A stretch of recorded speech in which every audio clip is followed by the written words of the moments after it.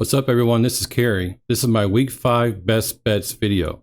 Now, before we get started, let me show you my record from the previous 4 weeks, from the first 4 weeks of the NFL season. In Week 1, we were profitable and did really well, covering the trends. In Week 2, we lost a little bit, but not much.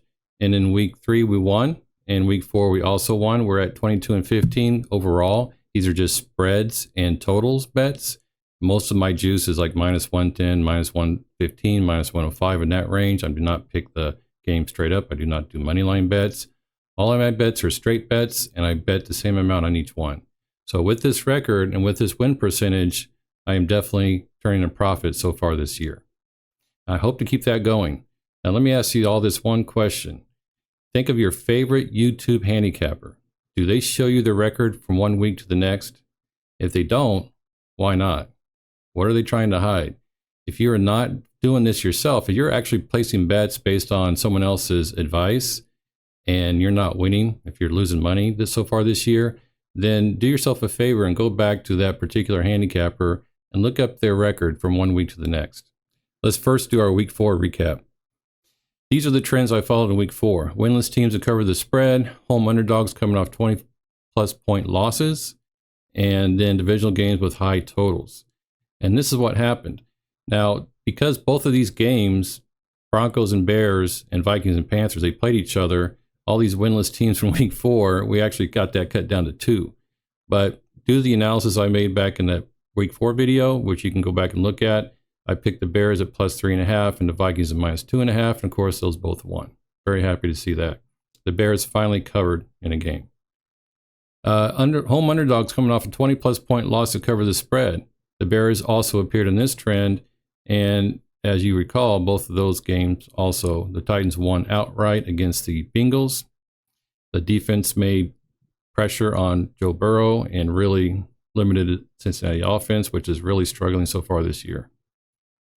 I also did these divisional games with high totals, and only one of those, the other two were lost. You think, well, how come I didn't bet on the Dolphins and the Bills to go over 50? They went way over. I agree.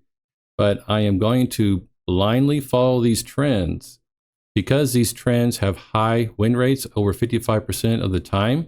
And because they're consistently good from one season to the next, I'm going to continue to follow the trends and bet these blindly.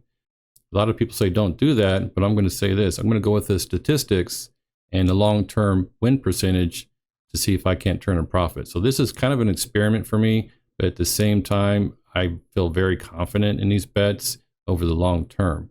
Here we go, Week 5 best bets. We're going to stick with these two trends. Now, I like to add an additional trend next week, which I'm going to do. These are favorites coming off a bye week. This is our first week for buys. We have 4 teams that are on bye this week. So next week, I'll add the additional trend of the favorite coming off of a bye week. We'll see how that one works out. But let's look at this first of all. I mentioned in Week 4 that I'm going to pick home underdogs coming off 20-plus point losses to cover the spread, and this is the consistency I was talking about earlier. This happens 57.14% of the time over the last 8 seasons from 2015 to 2022, and you look at that, these 7 of these 8 seasons, it goes over the 52.39% threshold, which is very important to have in order to be profitable. So this is a great trend. However, as I mentioned, this came out of the Josh Applebaum book, but he did not mention home underdogs. He said just underdogs. Of course, this increases our sample size, 112 to 230, so we have more potential bets here. And it looks like it's lower in the first couple of seasons here, but look at 2017, 2018, and so on. Aside from the COVID year, this trend actually beats the previous trend where we just pick home underdogs in 5 of the last 6 seasons, especially in the last 2. So I'm going to continue doing this. And I did take the Washington Commanders last week. They were an underdog coming off a 20-plus point loss in Week 4. I didn't put that in my video, but I took it personally, and that worked out. Here are the teams we have. The Steelers against the Ravens. Steelers at plus 3.5.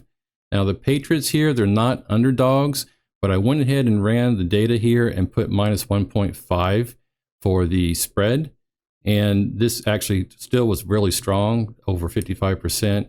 So I'm going to go ahead and pick the Patriots here. So I'm bending this trend a little bit not too much. It still was profitable. Now this one is uncomfortable. I don't know who's going to pick the Giants at plus 11 against the Dolphins.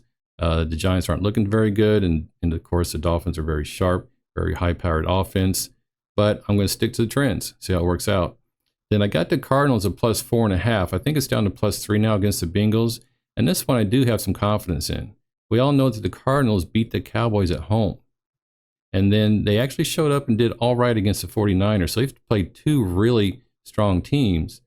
And the Bengals are not looking strong at all right now. The offense looks really pretty bad. I feel bad for Joe Burrow and the Bengals. I think they're obviously a good team, but they're just not getting it straight. And I think the injury to Joe Burrow is probably causing more issues, more problems with the offense than a lot of people want to admit. So because of those reasons, I'm really high on the Cardinals winning this game and covering the spread and winning outright. I think it's down to plus 3 right now. I would definitely take it at that. And besides, I'm covering these trends, so I'm not going to lay off any of these bets. I'm betting all of these. These are divisional games that have a high total, and I mentioned this in my week 4. This is a season-long trend, but I got something even more specific here.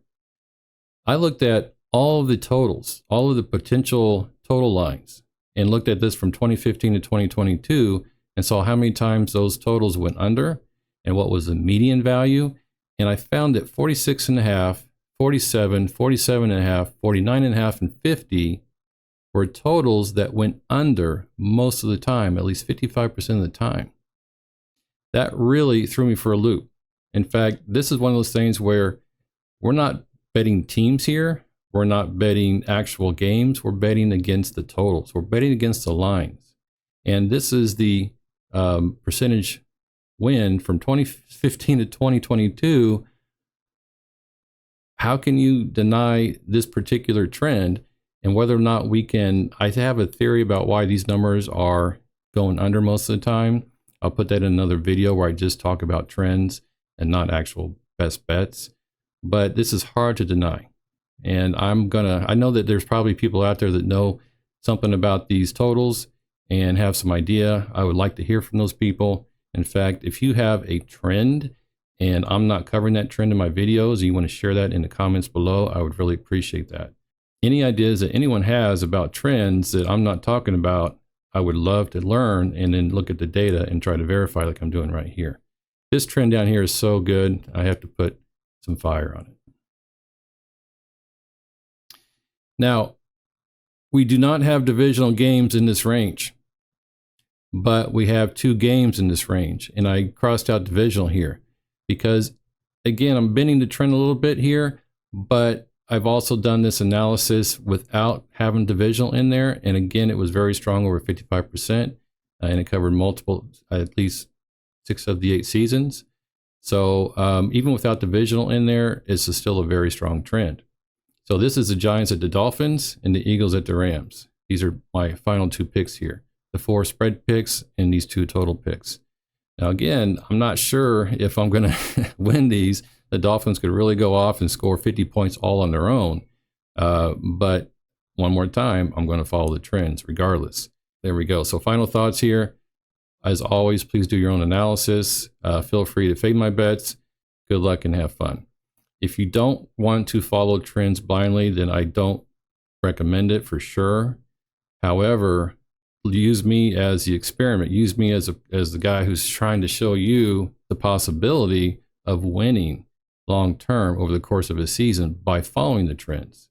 Like my videos and follow my channel, and let's see how it works out. Good luck in week 5.